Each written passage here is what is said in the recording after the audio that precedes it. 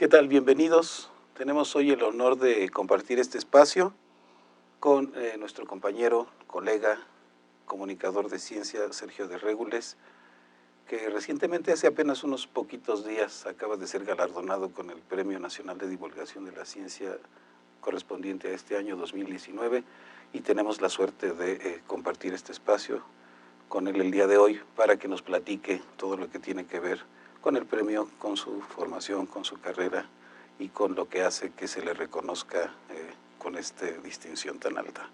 Sergio, bienvenido. Gracias, Nemesio. Qué bueno que estás con nosotros, y me gustaría empezar por el principio. Tú, como un comunicador de ciencia ya perfectamente establecido, ¿cómo te formaste? ¿De dónde viene tu formación? ¿Cómo lograste tu perfil? Pues yo creo que tú sabes muy bien, porque siento yo que nuestras generaciones, o sea, la nuestra se formó un poquito allá en el mundo, ¿no? O sea, en la escuela de la vida, de plano. Somos las generaciones salvajes, ¿no? Entonces, la formación, la mía, y estoy seguro que la tuya también, fue a base de hacerse modelos y empezar copiando modelos, ¿no? Yo cuando tenía 18 años vi el Cosmos de Carl Sagan y dije, yo quiero hacer eso. Okay. No lo dije así como una decisión ya terminante, ¿no? Después me metí a estudiar física, pero digamos que a lo largo de la carrera, cuando te empiezan a dar ganas de contárselo a alguien más y te das cuenta que en realidad tu vocación no es tanto irte a crear nuevos conocimientos científicos, sino más bien contarle a la gente todas estas cosas que no saben y que son maravillosas, entonces ahí sí empiezas, yo creo que a tomar modelos, hay que leer un montón, ¿no? Y hay que, desde luego, prueba y error, ¿no? Lo haces muchas veces. Es buena oportunidad de tener, por ejemplo, una columna en un periódico. Entonces, yo me conseguí una columnita en un periódico, traté de conseguirla en un periódico importante, pero los periódicos importantes querían chismes del CONACYT y chismes de... Y dije, bueno, eso no es lo que yo hago, ¿no? Y hasta que me dieron una columnita en un periodiquito que publicaba el Novedades, que pues, publicaba en inglés, que se llamaba The News. Ahí es donde sí les gustó lo que yo les proponía, pues ni modo. Y entonces empecé a escribir una columna semanal.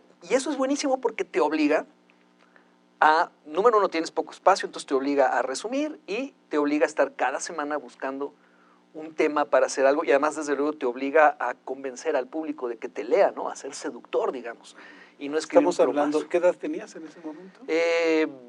20, yo creo que 20 y 10, porque ya tenía 30, no, como estabas... 29, 28, okay. 29. Entonces, a esa edad estabas haciendo este trabajo de columnista. ¿Estabas haciendo periodismo en todo caso? Periodismo no, porque periodismo es otra cosa. O sea, periodismo tienes que estar hablando de la actualidad, ¿no? Y basarte en entrevistas y muchas veces tú no meter tu opinión. Yo lo que hacía más bien era ensayos sobre temas de ciencia que a mí me interesaran, que es de hecho lo que sigo haciendo un poquito, ¿no? O sea, para que yo pueda trabajar un tema, primero me tiene que interesar a mí y luego tengo que ver si puedo ponerlo de una manera que le interese al público. Entonces, eso es lo que hacía yo más bien, ¿no? Tomaba los temas que a mí me daba la gana, y un día podría ser un avance, un anuncio importante de la NASA, y otro día podría ser algún tema relativamente complicado de cuestiones de filosofía de la ciencia. Desde luego no le llamaba yo así, ¿no? Sino que lo ponía, lo vestía de una manera que pudiera yo compartir con mi público que no sabía ciencia. Entonces, básicamente estaba yo libre y hacía lo que me daba la gana y era muy feliz. La temática es arbitraria, sigue siendo, digamos, arbitraria como la planteas. O sea, escoges un tema, ¿en qué momento lo escoges? ¿Cómo lo escoges? ¿Te interesa así? ¿De pronto se te presenta? ¿Cómo lo escoges? Esa es muy buena pregunta, porque sí, ¿no? Tenemos muchas discusiones, que si el periodismo, que si la divulgación y qué es eso de la divulgación. Algunas personas creen que existe el divulgador genérico que puede divulgar lo que sea, ¿no? Y entonces que puedes tener como un establo ahí de divulgadores y sale una noticia de lo que sea y mandas a cualquiera porque al fin que son intercambiables. Yo lo niego rotundamente. Yo no soy periodista, entonces para mí sí es importante que el tema primero me interese y me guste, ¿no? Me haga ilusión, me despierte algo.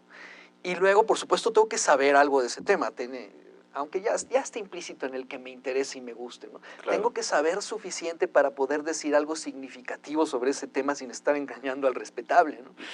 Y luego, ya que me interesa y que sé que es un tema del cual conozco suficiente para hablar bien, necesito también que el tema mismo haya material para ponerlo en divulgación. O sea, tiene que haber cosas, tiene que haber gente, tiene que haber historias de gente y no nada más conceptos abstractos, ¿no?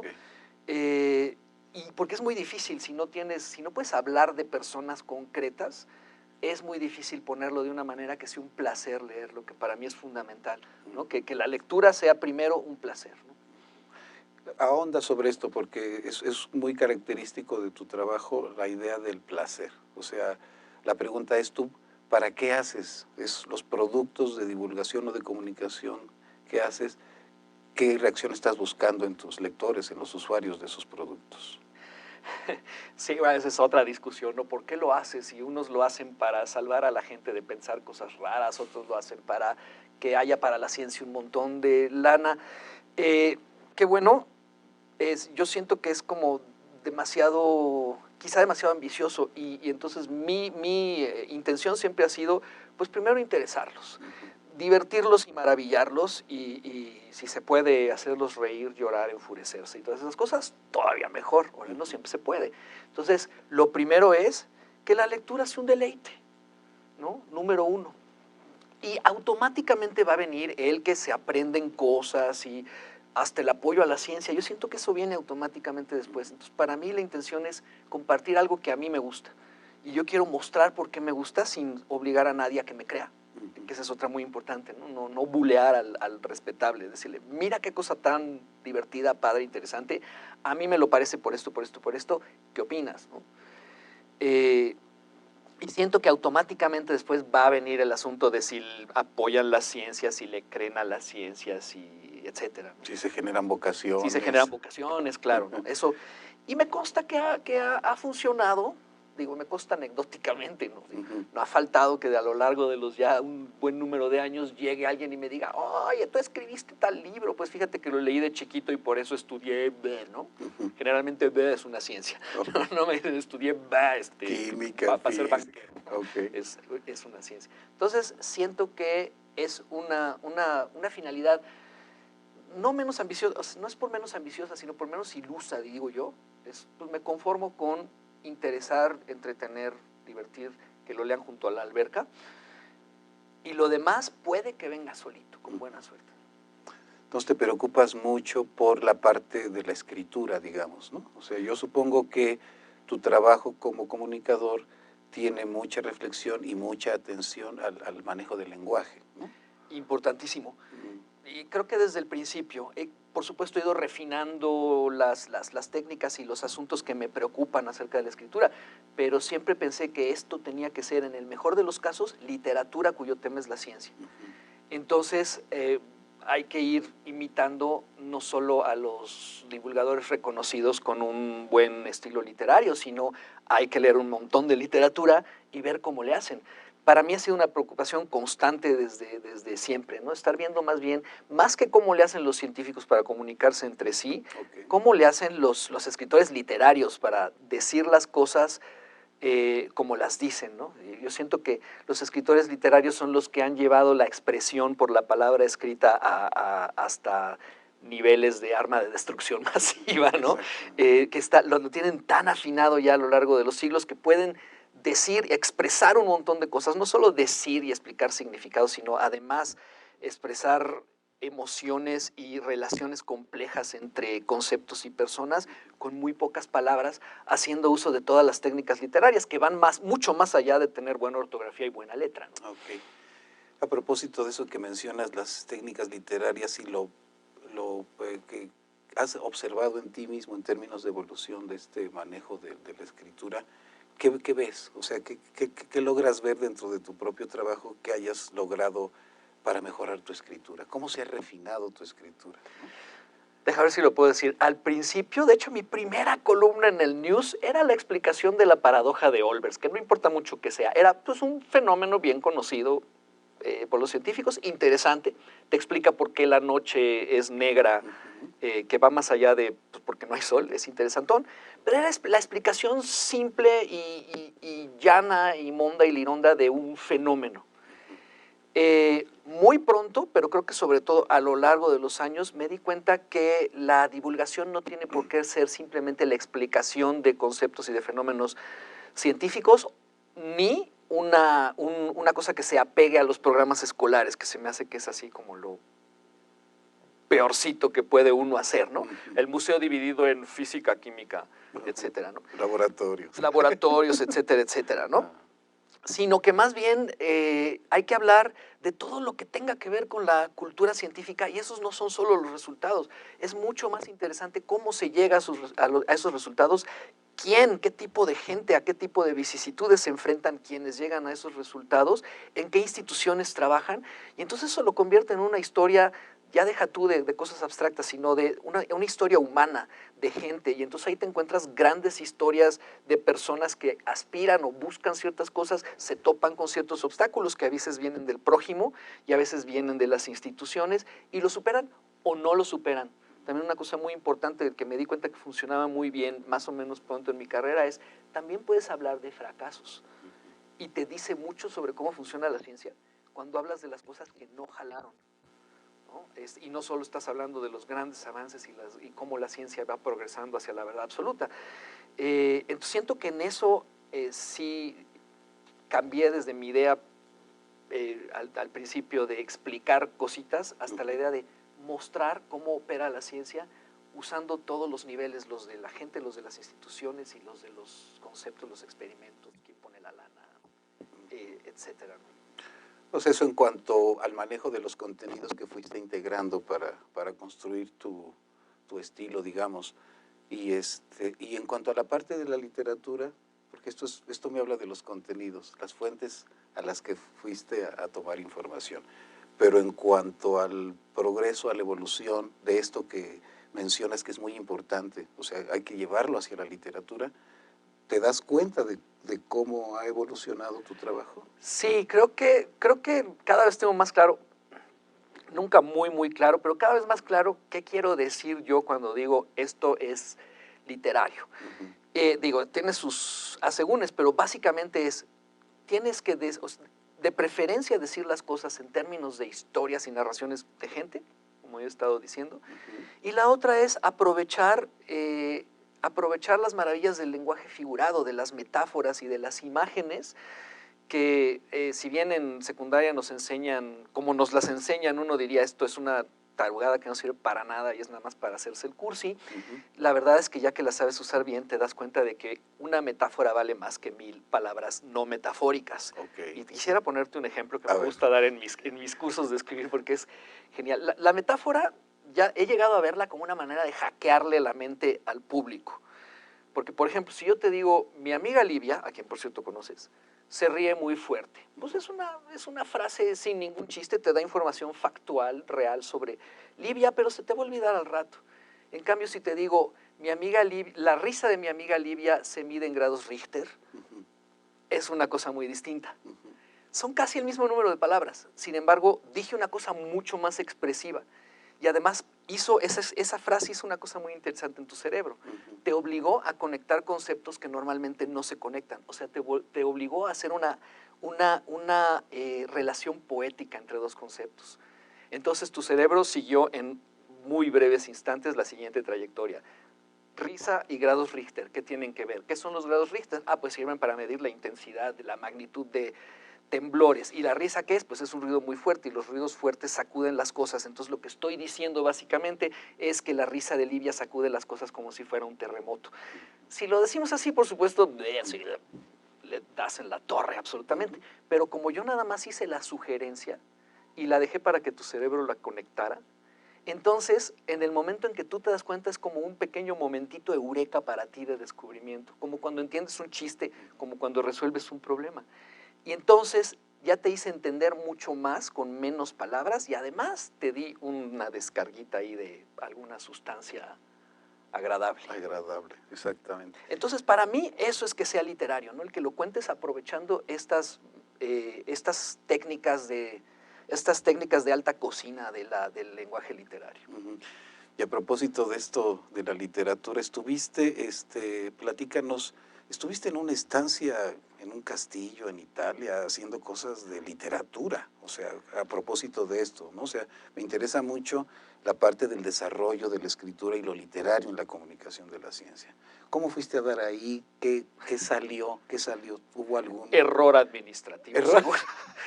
No, fíjate, fue una cosa muy... Hace varios años, nuestra amiga común Alicia García Bergua, que es poeta, nos dijo, ay, me dieron una beca literaria de una fundación gringa que tiene un castillo en Italia. Yo pensé, qué padre, qué cosas les pasan a los poetas, ¿no? Qué cosas les pasan a los que se consideran los literatos de verdad, ¿no? ¿Cuál no sería mi sorpresa cuando un par de años después recibo un mail donde me dicen, la Fundación Civitella Ranieri lo invita a que mande documentos para ver si le damos esta beca para esta estancia en Italia 6 semanas, para una beca literaria. Entonces yo dije, pues se deben haber equivocado, pero bueno, yo mando ejemplos de mi trabajo y bla, bla, bla. Entonces traduje algunas cosas, usé mis columnas que ya estaban en inglés, bla, bla, bla. Y lo mandé diciendo, pues nada, no va a pasar. Y unas semanas después me contestan diciéndome que fui aceptado. Entonces es muy curioso porque es una beca literaria. Ya cuando por fin fui y llegué al lugar, que es un castillo en Italia, literalmente un castillo ¿En la del campiña? siglo XV en la campiña italiana, en la punta de un cerro. Bueno, es una cosa increíble, donde además te dicen, tú haz lo que quieras, aquí te vamos a dar de comer, te vamos a llevar a pasear, resueltas todas tus necesidades, aquí tienes un escritorio, una cama y un baño y un castillo, y haz lo que te dé la gana, ¿no? Ya estando ahí platicando con las otras personas que estaban, que eran artistas plásticos, músicos, otros escritores y cosas así, me enteré que, por supuesto, en Estados Unidos hace mucho que existe el género de creative non-fiction, o sea, que es literatura que no necesariamente es narrativa ni de ficción, pero también se considera literatura el ensayo, partes del periodismo y, desde luego, la divulgación de la ciencia hecha con cierta intención. Entonces dije, claro, para ellos ya está claro que esto puede ser literatura, que es lo que a lo que yo siempre aspiré, y aquí me lo están reconociendo. Entonces fue muy bonito, porque si bien en México sigue siendo difícil que tú le digas al Conaculta, lo que yo hago es literatura, te van a decir, ¿no? Vemos que, bueno, ya en otros lugares ya se reconoce que cierta divulgación de la ciencia puede ser literatura. Arte. Arte, así es. Finalmente arte, ¿no? Que es... Sin que uno esté diciendo que siempre cada vez que agarre la pluma salga una Sí. cosa maravillosa, no, cuesta un trabajo horrible. Antes de ser arte, la comunicación, la divulgación de la ciencia, ¿no será necesariamente una inter o transdisciplinar? Siempre la pienso como algo así. Pues sí, porque puede tener muchos objetivos, ¿no? Sabemos, tenemos un montón de colegas que hacen estas cosas con muy distintas finalidades. Entonces puede ser que lo hagas como una campaña de salud, en cuyo caso pues no te pongas, sí usa metáforas y todo, porque son muy expresivas, pero a lo mejor no le busques tanto que la estructura del texto tenga cierta arquitectura, ¿no? Entonces haces otras cosas. Hay gente que lo hace nada más por las vocaciones, hay gente que lo hace por llevar apoyo a la ciencia, hay gente que lo hace para que la gente no dude ni tantito de que los científicos siempre dicen 24 horas la verdad absoluta.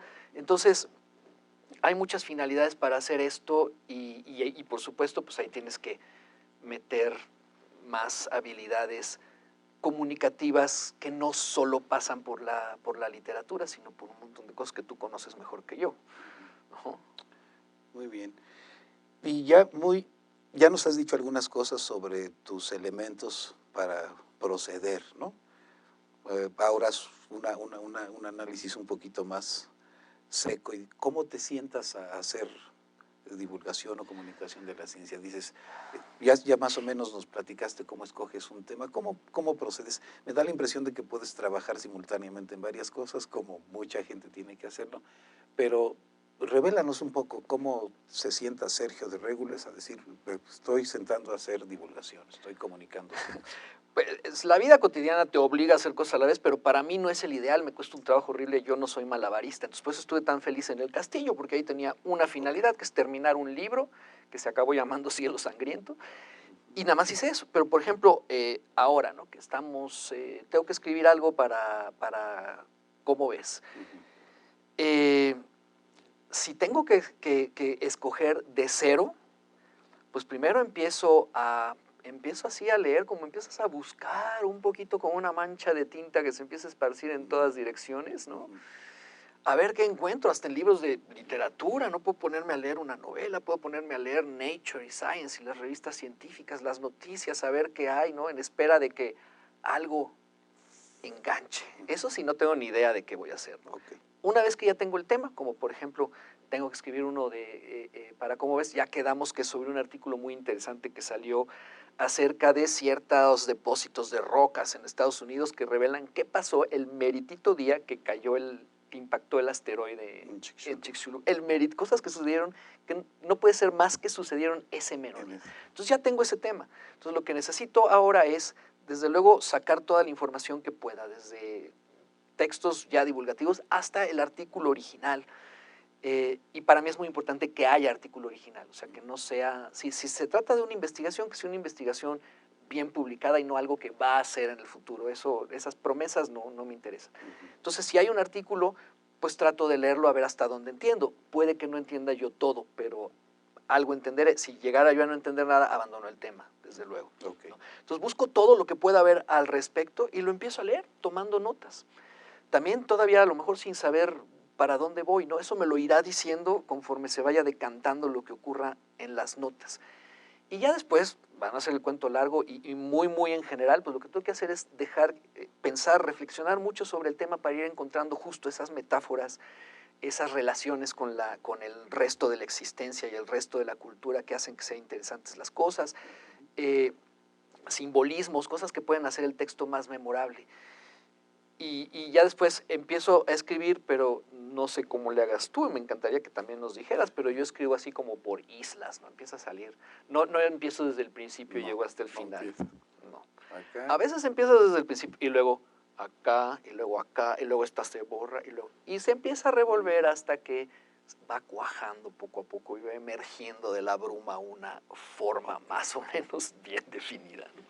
Será como pedazos de un rompecabezas que van agarrando forma y pues luego se crecen y se juntan. Salvo que el rompecabezas ya está predeterminado antes y no, Okay. pero sí, o sea, no se va así como...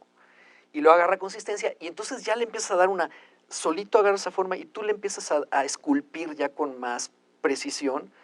Es un estilo de afloja entre intenciones tuyas y la forma que solito agarra el material y la vas...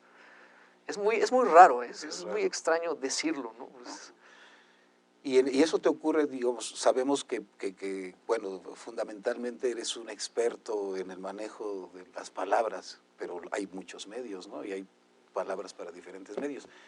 En los diferentes medios, en esa escritura que busca ser profunda y fina, ¿cómo te sientes en esos diferentes medios? Porque haces cosas para teatro, por supuesto, haces artículos, etcétera. ¿Cómo te acomodas en esos diferentes medios a partir de mal. Yo te diría que lo mío es lo escrito, y bueno, y lo hablado también, o sea, las conferencias y todo eso, en donde hago algo muy distinto. Nunca llevo un texto ni nada leído, no, más bien una estructura de conceptos.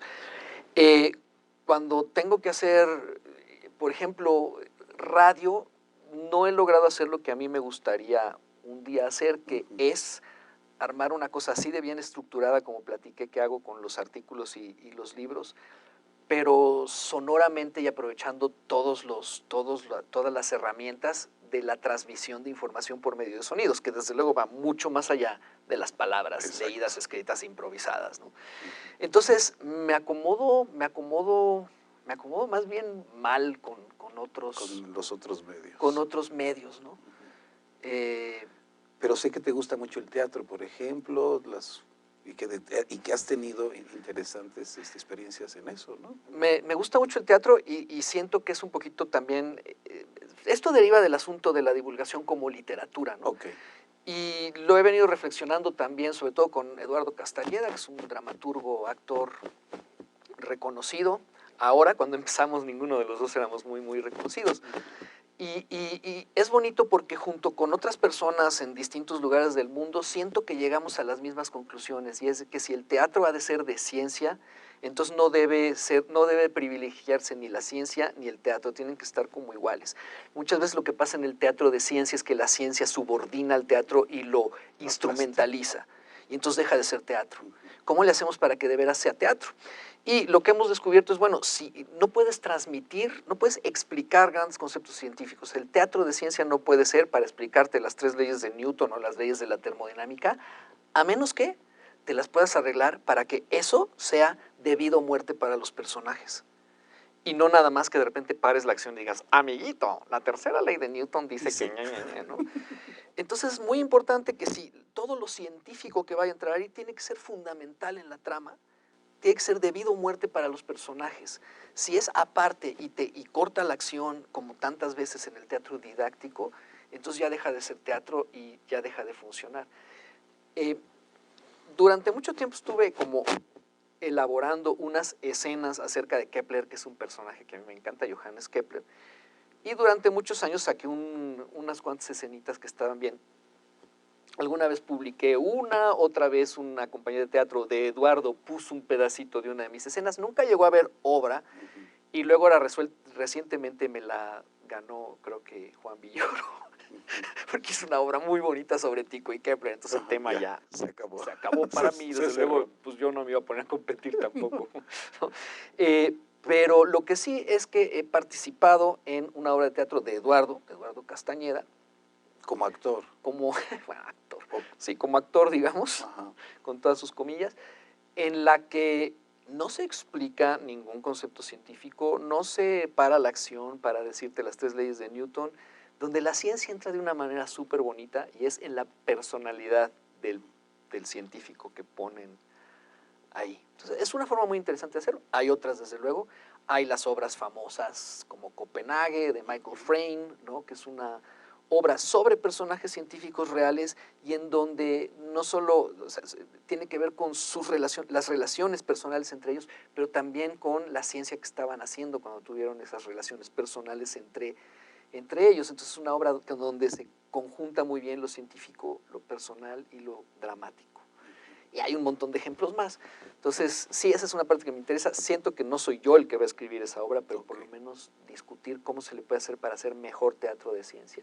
Ok, o sea, es la teoría sobre el mejor teatro de ciencia, ¿no? Lo que tendría que sobre qué vendría siendo de veras teatro de tendría? ciencia. Ok, eso es muy importante porque luego a veces es la pregunta, ¿cómo se hacen las cosas? Pues bueno, aquí hay ciertos criterios que de alguna manera ya te has ido encontrando. Y sabes que es bonito que no solo yo ni Eduardo y yo, sino que ya estando en contacto con personas de otros lados del mundo, por ejemplo, en una reunión sobre teatro y ciencia en Colombia en 2011, vino gente de Argentina, de Colombia, de Francia y yo, y todos habíamos llegado a las mismas conclusiones. Okay. Entonces uno dice, no debemos ir tan mal si ha convergido la evolución en esa solución.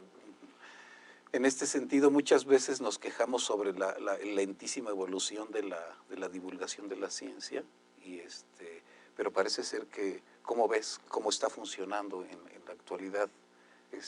¿Está sana, está caminando? ¿Conoces otras experiencias en el mundo? ¿Cómo la ves? Pues es una opinión personal sin que yo esté enteradísimo de absolutamente todo lo que pasa en el mundo. A lo mejor no soy yo para decirlo. Pero yo siento que todavía tenemos un montón de dificultades. Por ejemplo,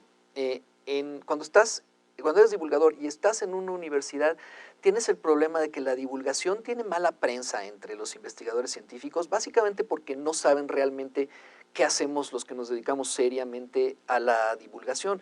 Entonces, es muy común pensar que un divulgador es alguien que, pues, pobrecito, no pudo con la investigación. Entonces, bueno, por lo menos que haga divulgación. Tienen esa idea, por más que te les pongas enfrente y te muestres como una persona más o menos enterada, es difícil quitarla. Y por lo tanto, pues, eso causa un montón de dificultades y de fricciones, ¿no? Cuando hay una perfecta incomprensión, porque tal vez nosotros no hemos sabido ir a divulgar nuestro negocio ante el mundo, pero es muy fácil, pasa como con la música, ¿no? Como cuando dices, ¿y tú qué haces? Pues música, no, pero de en serio, ¿no? Que la gente no sabe que es una profesión de verdad muy difícil, muy creativa, que te requiere unos recursos de imaginación y de creatividad insospechados, ¿no? Como la música y como escribir literatura. Entonces afuera no nos conocen, ¿no? Entonces el gremio sufre de mucha incomprensión que causa un montón de problemas que no tiene mucho caso enumerar. Entonces, pero uno de ellos es que también siento yo que a veces se cree que es muy fácil ser divulgador, entonces yo he visto anuncios como, ay, tal fulanito necesita divulgadores, entonces, pues si eres tú, casi casi quien sea, ven y divulga, porque pues, no se necesita otra cosa más que tener pulso para ser divulgador, ¿no? Es el requisito fundamental. Y eso, pues, imagínate, ¿no? Entonces, los niveles de calidad a veces son muy bajos. Luego, por ejemplo, cuando hay concursos, espero que no el de Somedicid que acabo yo de ganar, pero otros premios, ¿no? En los jurados la gente se siente obligada a meter investigadores científicos, porque claro, ¿quién va a juzgar mejor la divulgación científica sino los investigadores científicos? Y el premio acaba convirtiéndose en un premio o al colega científico de una gran trayectoria, aunque sea la primera vez que hace divulgación, o al libro que se ajusta a los contenidos escolares, o al libro que se ajusta al lenguaje del paper científico, y entonces es muy serio y todo. Y lo que resulta son libros que son unos ladrillazos a la cabeza, y un premio muy desvirtuado que premia otra cosa que no es la divulgación de la ciencia.